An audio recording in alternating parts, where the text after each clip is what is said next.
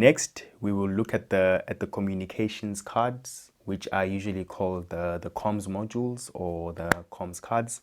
And then at the end, we will touch on the other cards that you can get on your PLC. So it is not a must that you have a comms card on your PLC. If you just have a standalone system that is running a process in isolation, you can get away with not having a comms card. But 90% of the time, a PLC will have a communication module. Because it needs to communicate with other PLCs, it might have remote racks, so you need comms modules to link those remote racks to the main rack of your PLC. As well, you might want to link up your PLC network to your manufacturing network so that you can access it remotely on your engineering workstations. So communication modules are used by the PLC to communicate with remote racks, to communicate with other PLCs, or to link up to your manufacturing network.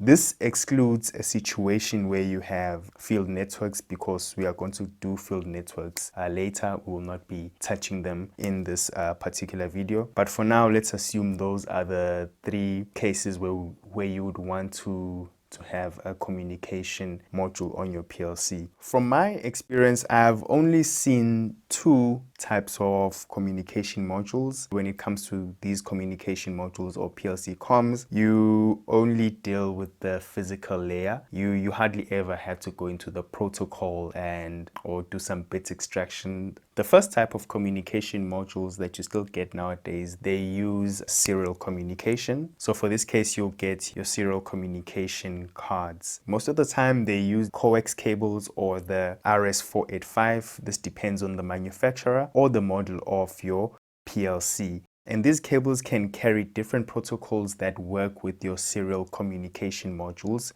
such as your Modbus, ControlNet, Profibus. There's quite a few out there. So let us look at a small serial communication network that you'll typically find in industry. So the network will have three PLCs, one PLC with two remote racks. We have an HMI as well as an engineering workstation. I've highlighted the communication modules for each PLC in green, and the serial cable is in red.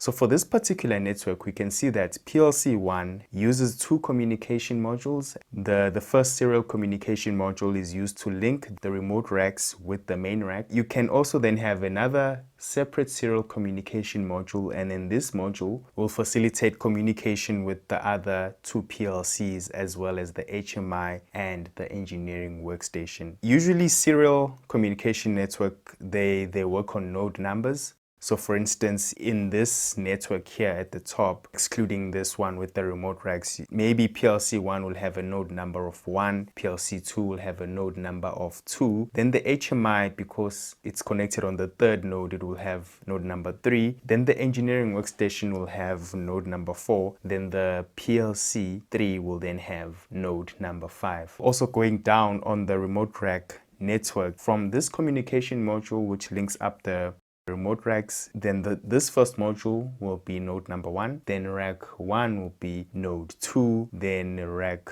2 will be node 3. So this is how a serial layout would look like.